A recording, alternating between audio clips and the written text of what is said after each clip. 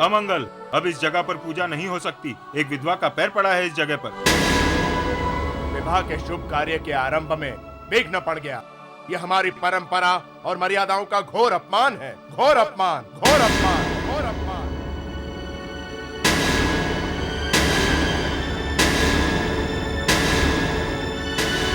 बहू, ये क्या किया तुमने?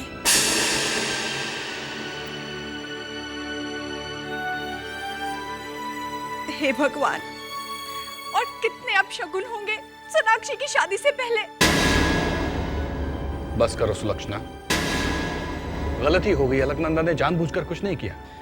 जानबूझकर गलत कुछ नहीं किया, लेकिन जानबूझकर कुछ सही भी नहीं किया। बस अम्मा जी, बात बढ़ाने से कोई फायदा नहीं है। माँ तो सिर्फ मुझे बचाने की कोशिश कर रही थी। बहू, तुम अपने कमरे में जाओ। मैंने कहा जाओ यहां से।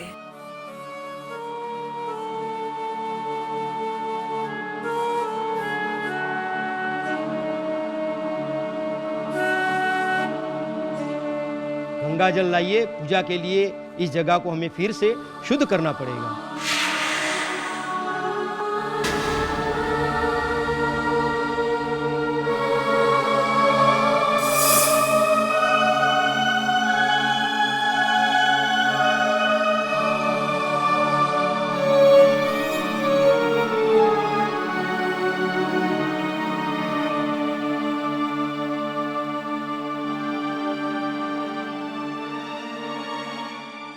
तुमने वहां कुछ कहा क्यों नहीं? चुपचाप खड़े होकर सबकी बातें क्यों सुनती रही?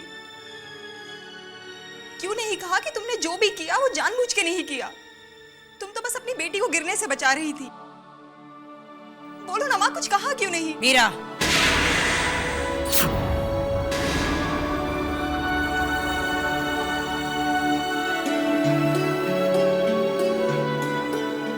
अम्मा जी, वहां जो कुछ भी हो उसमें माँ की क्या गलती थी? वो तो मुझे गिरने से बचा रही थी ना।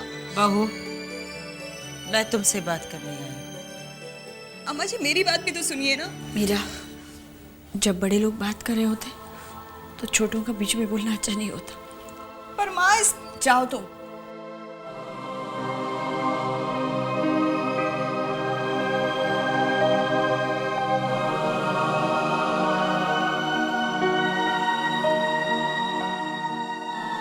बहू, तुमसे इतनी बड़ी गलती कैसे हो गई? तुम इस घर की बहू हो, हमारे घर के परंपराओं से परिचित हो तुम। इस घर के तौर तरीके तुम्हारे लिए नहीं तो नहीं है बहू। तो फिर उस पवित्र पूजा स्थल के करीब तुम्हारे कदम क्यों गए? देखो बहू, ऐसे शुभ कार्य के वक्त विधवा का साया भी अशुभ माना जाता है। अब तुम्हें शुभ अशुभ, मंगल अमंगल ऐसी चीजों का ध्यान रखना होगा। अब तुम्हारी किस्मत में विधवा होना लिखा ही था, तो विधवा होने का धर्म और मर्यादों का पालन करना भी सीखो। ध्यान रहे, ऐसी गलती फिर से दोहराई न जाए।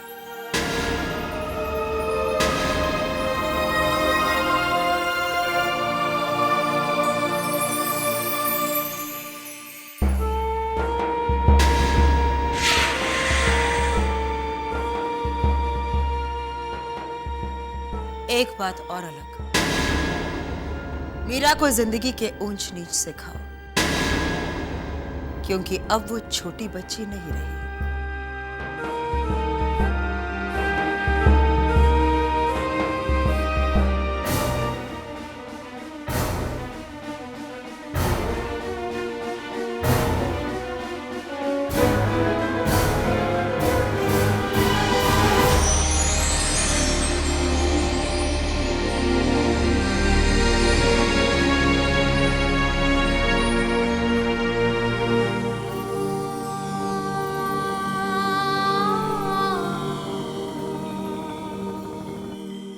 ऐसा क्यों होता है श्लोक?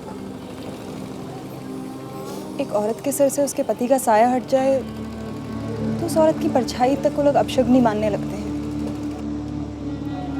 पापा क्या गए इस दुनिया से? इस दुनिया की नजरें ही माँ के लिए बदल सी गई।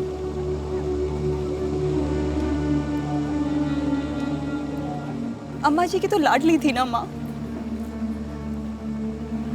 पर अब जैसे सब कुछ बदल गया है। अपने ही घर में माँ अछूत और पराई हो गई है। एक औरत के लिए विधवा होने से बड़ा कोई अभिशाप नहीं है, लोग ऐसा कहते हैं। विधवा तो माँ बहुत साल पहले ही हो गई थी।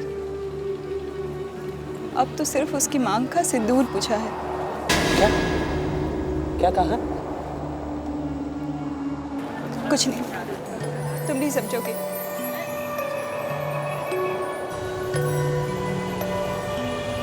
मीरा, मैं तो कहता हूँ माँ को लेकर कहीं चलते हैं, जहाँ माँ खुश रहे, मुस्कुराए और माँ को कोई डांटे भी नहीं। लेकिन कहाँ लेके जाएंगे माँ को? माँ के मायके। मायके में माँ खुश हो जाएगी, वहाँ जाकर तो माँ बेटी बन जाएगी ना। ठीक कह रहे हो श्लोक, माँ को मायके लेके जाते हैं, लेकिन नहीं जा पाएंगे। सोनाक्षी दी की शादी जो इतनी नजदीक है।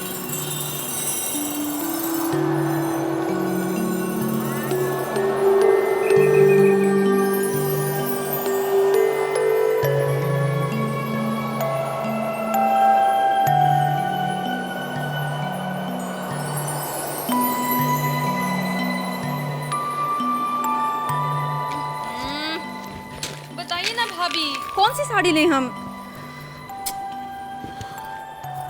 ये पकड़।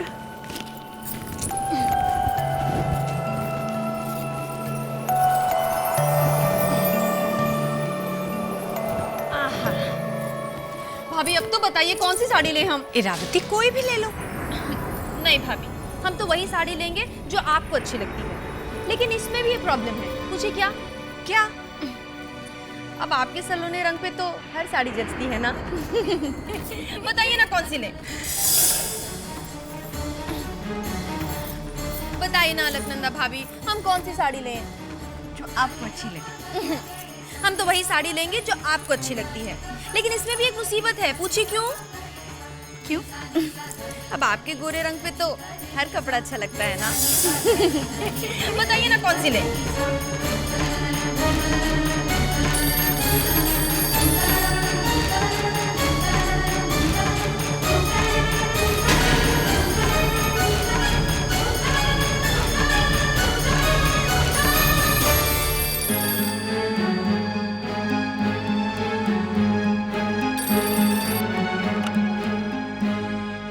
हेलो हेलो, कोई कुछ बोल ही नहीं रहा है। फोन भी कट गया।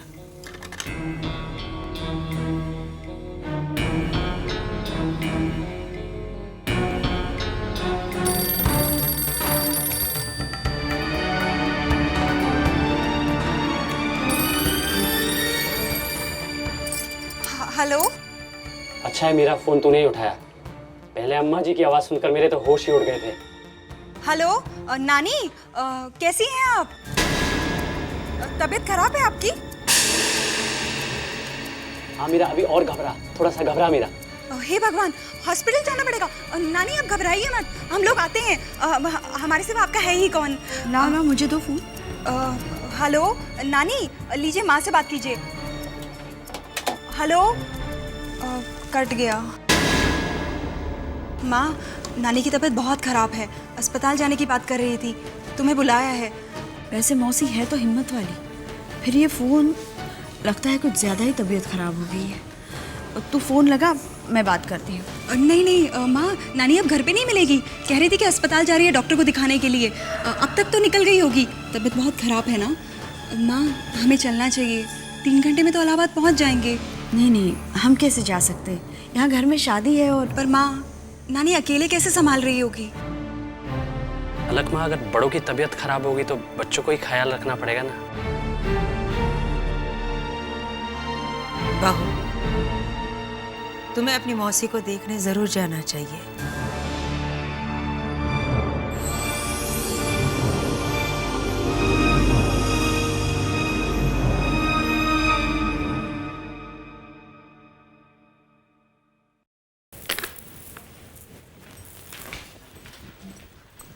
मीरा, शादी से पहले लौटकर जरूर आ जाना, ठीक है? हाँ, मुझसे मिले बिना ससुराल थोड़ी ना जाओगी। शादी से पहले ही लौट आएंगे।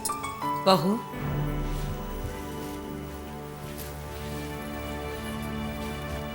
ड्राइवर और गाड़ी तैयार है, तुम्हें इलाहाबाद छोड़कर लौट आएगा। घर में शादी हो रही है, 1000 काम होते हैं, छोड़कर जाना अच्छा नहीं लग रहा। कोई बात नहीं है बहू, घर के काम तो हो ही जाएंगे, लेकिन इस वक्त तुम्हारी मौसी के पास कोई भी नहीं है और उन्होंने तो तुम्हें पाल पोस कर बड़ा किया है। मुश्किल के वक्त अपने अपनों को तो याद करते हैं। सदा सुहाग।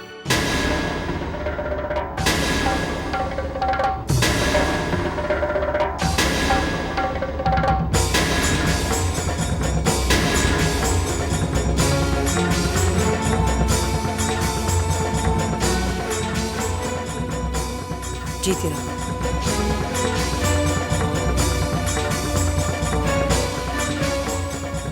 खुश रहो।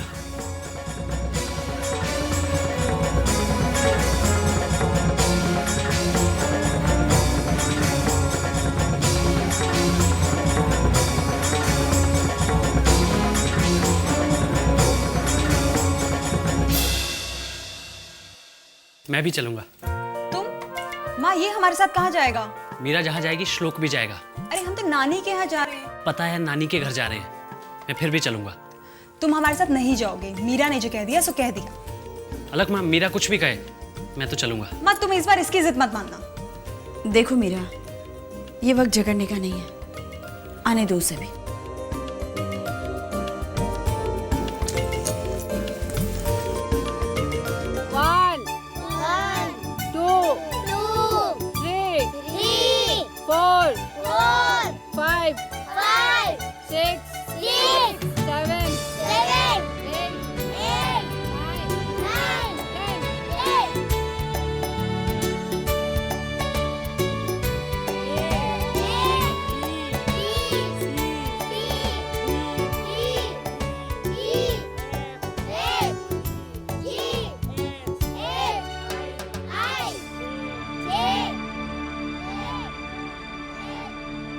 मौसी, मौसी। अरे अलग दीदी,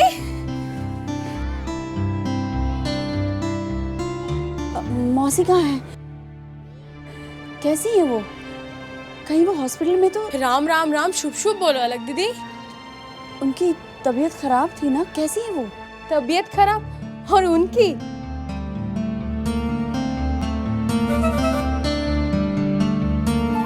आइए खुद ही चल के देखिए अपने बीमार मौसी का हाल।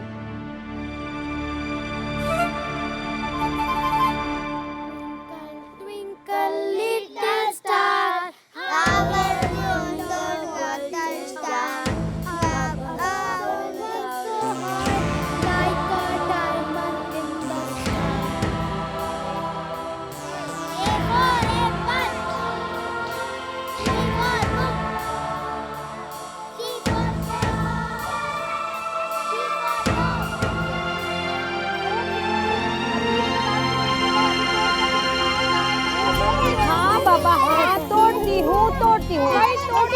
अरे क्या कर रहे हो आप लोग? ओके, अभी निकाल के देती हूँ भाई, अभी तोड़ कर देती हूँ। आएगा आएगा आएगा। तोड़ती हूँ। ओहो, चुप भी रहो सब लोग। हाँ, मिला। अरे नीचे से पकड़ के रखना, मैं गिर जाऊंगी। अरे टूटता क्यों नहीं है? क्यों टूटता नहीं? अरे अभी टूटेगा, देखना अभी टूटेगा। ओहो, आएगा। ओ माँ, अरे क्या कितना चिल्ला रहे हो तुम लोग? हाँ अभी गिरेगा, देखना गिरा। अरे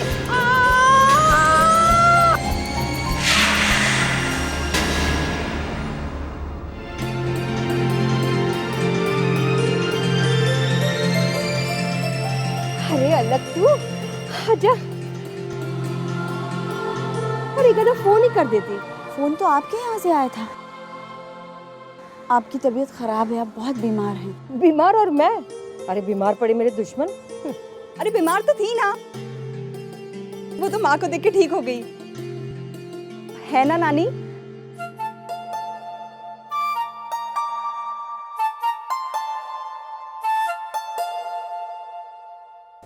मीरा, झूठ कहा तुमने? बहुत गलत बात। अम्मा जी को फ़ोन करके तुम्हें बता देना कि हम यहाँ ठीक से पहुँच गए हैं और मौसी जी की तबीयत भी ठीक है। मैं? हाँ तुम। जिसने मौसी जी को बीमार किया वही उसे ठीक करेगा। लेकिन सच तो ये है कि तुझे यहाँ देखकर मैं बहुत खुश हुई हूँ। सच। मौसी देखो कितने सारे अमरूद। ये लो, एक तो मैं बन गई हूँ जगत मौसी। चलो मैं तुम लोगों को अमरूद का अचार खिलाती हूँ, नींबू और मिर्ची वाला।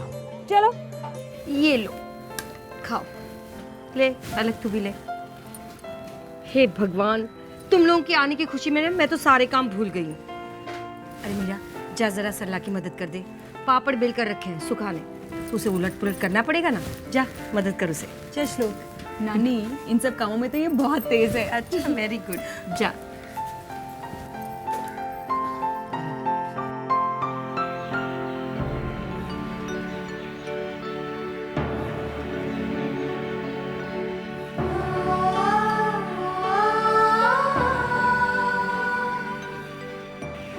दुल्हन बनाकर विदा किया था इस घर से। सुहाग का लाल रंग क्या कहे, मेरी अलग तो सफेद रंग में रंग गई। जब मरकर ऊपर जाऊंगी ना तो भगवान जी से बहुत गुस्सा करूंगी, बहुत झगड़ा करूंगी, शिकायत करूंगी। मुझे मेरी बेटी की सोनी मांग देने का दुख क्यों दिए। होनी को कोई नहीं टाल सकता, उसे अपनी किस्मत समझकर जीना पड़ता है मौसी। हाँ बेटी, ऊपर वाले की मर्जी के सामने इंसान कितना असहाय बन जाता है। तू ना छोटी सी थी, 2 चुटिया लेकर, फ्रॉक पहनकर मेरे पूरे घर में इधर से उधर, इधर से उधर, इधर से उधर अपनी गुड़ियों को गोद में लेकर भागा दौड़ा करती थी। और जब तेरे गुड्डे गुड्डी की शादी होती थी ना तो मुझे भी उसमें शामिल कर लेती थी, और मैं भी उसमें शामिल हो जाती थी। तेरे साथ बच्ची बन जाना मुझे भी बहुत अच्छा लगता था अलग।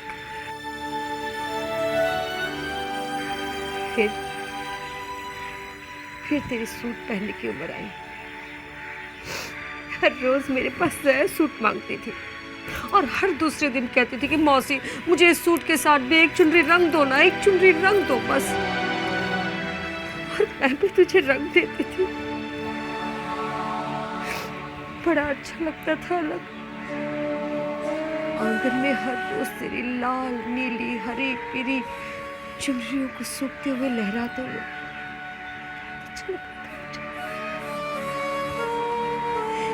बिन मौसम के बसंत छाई रहती थी मेरे घर में, बिन मौसम। और सुहाग का रंग क्या उतरा, तेरे तो सारे रंग उतर गए अलग। बिल्कुल सारे के सारे तेरे श्रृंगार उतर गए, सारे श्रृंगार उतर गए। और तेरे ससुराल वाले और तेरी सास है भी बड़े परंपरागत। तू उनके यहाँ जाकर तू भी बिल्कुल उनके जैसी बन गई, उनके बात में रची पची रहती है। वो क्या कहते हैं अंग्रेजी में एक कहावत है ना, रोम रोमन वाली कौन सी, do in Rome as Romans do. मतलब रोम में हो तो रोमन जैसा बनना पड़ेगा, यही ना। अब ना अलग तू अपनी मौसी के यहाँ आ गई है तो तुझे तेरी मौसी के रंग में रंगना पड़ेगा, समझे।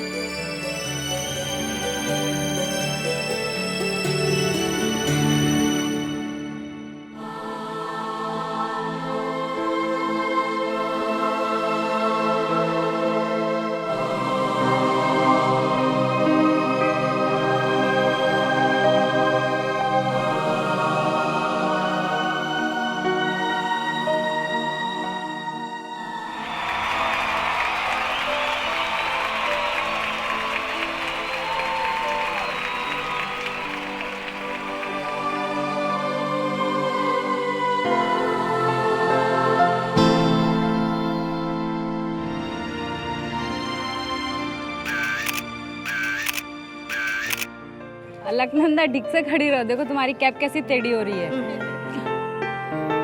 हाँ हाँ जानती हूँ, अगर ग्रेजुएट हो गई हूँ तो कैप भी सीधी रखना आता है मुझे।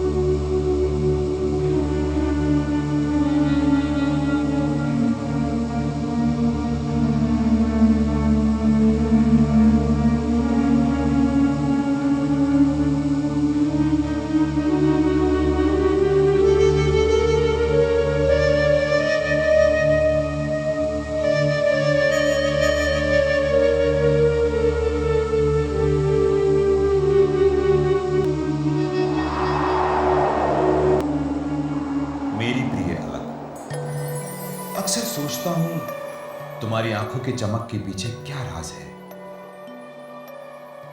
चांद से मुखड़े पर वो दो सितारे हैं या सितारे अपना रास्ता भूल गए हैं,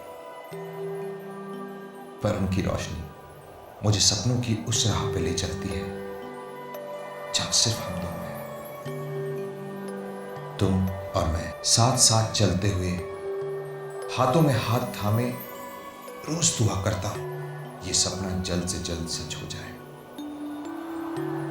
तुम्हारे प्रेम की भाषा इतनी मुक्सी क्यों है?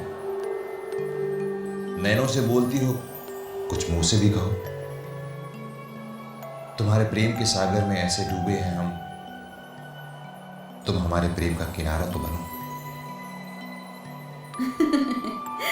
डरपोक, अपना नाम तक नहीं लिखते चिट्ठी पर। जिस दिन तुम्हारे नाम के साथ मेरा नाम जुड़ जाएगा ना, उस दिन मैं अपना नाम जरूर लिखूंगा। पर फिर तुम मुझे चिट्ठी थोड़ी लिखोगे। हाँ, लेकिन तब तो तुम्हें अपने बाहों में भर के हल्के से तुम्हारे कानों में कहूंगा, तुमसे बहुत प्यार।